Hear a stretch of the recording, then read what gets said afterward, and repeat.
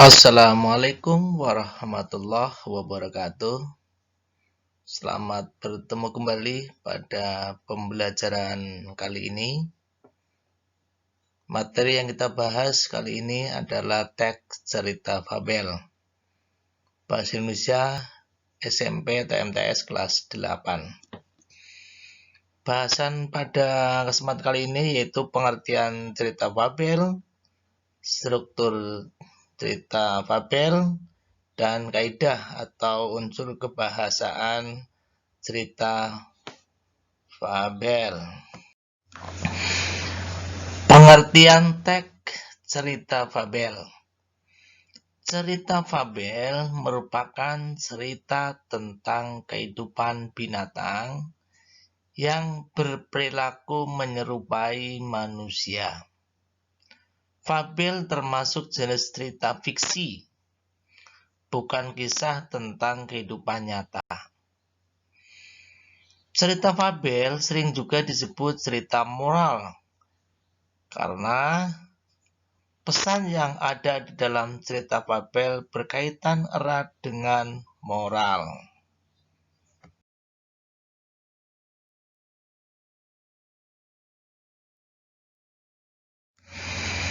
Tokoh pada cerita fabel biasanya binatang. Binatang-binatang yang ada pada cerita fabel memiliki karakter seperti manusia. Mereka mempunyai sifat jujur, sopan, pintar, dan senang bersahabat, serta suka berbuat hal-hal yang terpuji.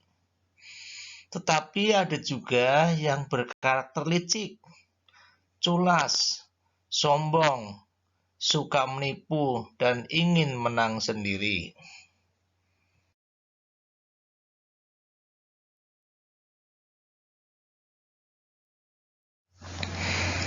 Adapun struktur teks cerita fabel adalah sebagai berikut. Yang pertama adalah orientasi, komplikasi, resolusi, dan koda. Orientasi adalah bagian awal sebuah cerita fabel yang berisi pengenalan background, pengenalan tokoh, maupun latar tempat dan waktu. Sedangkan komplikasi merupakan klimaks permasalahan yang dialami tokoh. Resolusi itu berisi pemecahan masalah yang dialami oleh tokoh. Sedangkan koda merupakan bagian akhir dari cerita yang berisi pesan dan amanat yang ada pada cerita fabel tersebut. Adapun kaidah atau unsur-unsur kebahasaan yang digunakan dalam cerita fabel adalah sebagai berikut. Yang pertama, penggunaan kata kerja, misalnya mengangkat, melempar, dan membanting. Yang kedua, penggunaan kata sandang si dan sang. Contoh, sang kancil berkeliling di kebun mentimun. Si jerapah selalu membanggakan dirinya. Yang ketiga, penggunaan kata keterangan tempat dan waktu. Contohnya, dikisahkan pada suatu hari semut berjalan-jalan di taman. Yang kedua, pada suatu pagi sang semut kembali berjalan ke teman itu.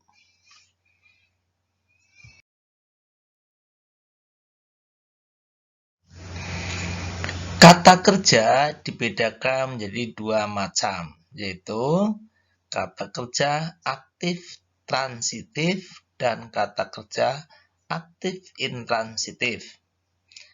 Kata kerja aktif transitif adalah kata kerja aktif yang memerlukan objek dalam kalimat, misalnya mengangkat tongkat, melempar bola.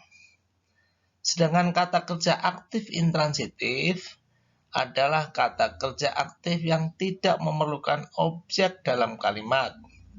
Misalnya, diam, menangis, tidur. Demikian anak-anakku yang kami banggakan. Selamat belajar, semoga sukses. Ingat, keberhasilanmu bukan di tangan orang lain, tetapi di tanganmu sendiri. Sekian, Assalamualaikum warahmatullahi wabarakatuh.